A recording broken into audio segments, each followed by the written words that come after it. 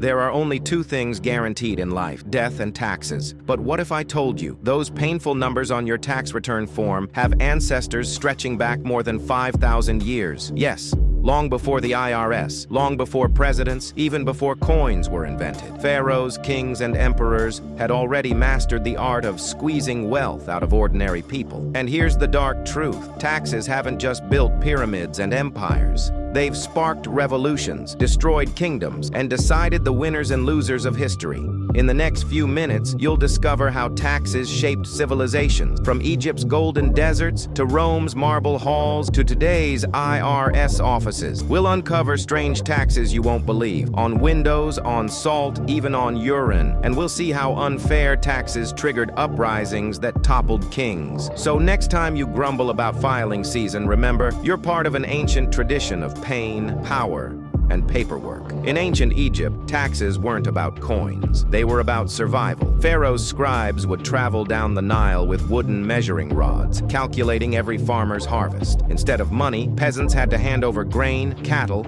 or even their own labor. Couldn't pay? You might be whipped, imprisoned, or forced into back-breaking work on the pyramids. Even the legendary Rosetta Stone, the artifact that unlocked Egyptian hieroglyphics, was not just a cultural treasure, it was a tax decree, recording how priests were exempt from paying taxes. Imagine paying taxes in goats, and if you failed, the king's guards knocking at your door. Fast forward to ancient Rome, where taxation turned into a full-blown business. They taxed land, imports, slaves, inheritance, even urine from public toilets. Emperor Vespasian famously shrugged off criticism by holding up a bag of coins and saying, "Money doesn't smell." But Rome's most brutal invention was tax farming. Wealthy elites, called publicani, paid for the right to collect taxes, then squeezed citizens dry for profit. Farmers were ruined, villages bled wealth, and while Rome's taxes funded grand arenas and mighty armies, corruption rotted the system from within. Your entertainment, paid by your taxes. Your oppression, also paid by your taxes. In medieval Europe, kings weaponized taxes, castles, crusades, and endless wars, all funded by peasants. The infamous poll tax in England forced every adult to pay the same flat fee, whether rich or poor. Outrage boiled into the peasants' revolt of 1381. And then came the strangest of all, the window tax. In the 17th century England, sunlight became a luxury. More windows meant more tax. Families bricked up their windows to escape the king's sunlight bill. Even today, you'll find old houses in Britain with bricked-up windows, ghosts of a tax that literally took away the light. The church also joined the party. The tithe,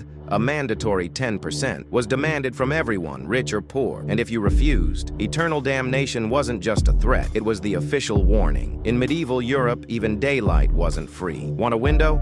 Pay up. By the 1700s, taxes became explosive. In America, colonists were furious at British taxes on stamps, sugar, and tea. Their cry, "No taxation without representation," lit the fuse of the American Revolution. The Boston Tea Party wasn't just a protest over tea. It was a tax rebellion that birthed a new nation. In France, things were worse. The clergy and nobles paid almost nothing, while peasants carried the entire burden. Crushed under salt taxes, bread taxes, and land dues, the poor finally rose up. The French Revolution exploded in 1789, sending nobles to the guillotine. History proves it. Unfair taxes don't just empty pockets, they ignite revolutions. For centuries, taxes focused on goods and land, but wars grew more expensive. In 1842, Britain introduced the first permanent income tax to fund military campaigns. Across the Atlantic, Abraham Lincoln introduced income tax during the Civil War, only 3% on the wealthy, but it set a dangerous precedent. Then came 1913. The 16th Amendment made income tax permanent in the U.S. Suddenly, the government had a reliable stream of cash. Schools, armies, and highways were built, but so was a mountain of bureaucracy. Enter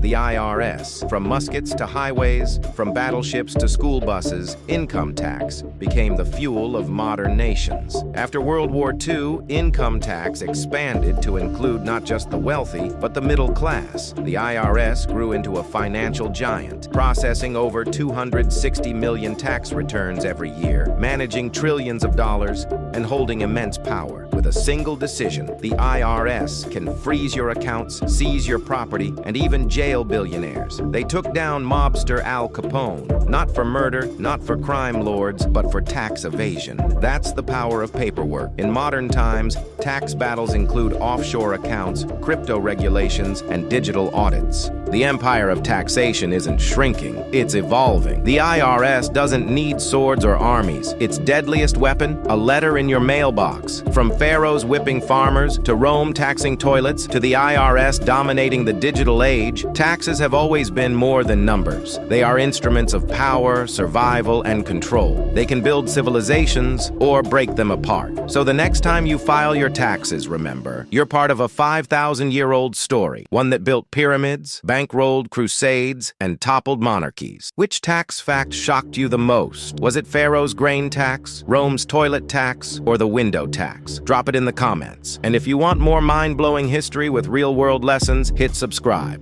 Because here on Historian, we turn dusty archives into financial wisdom for today.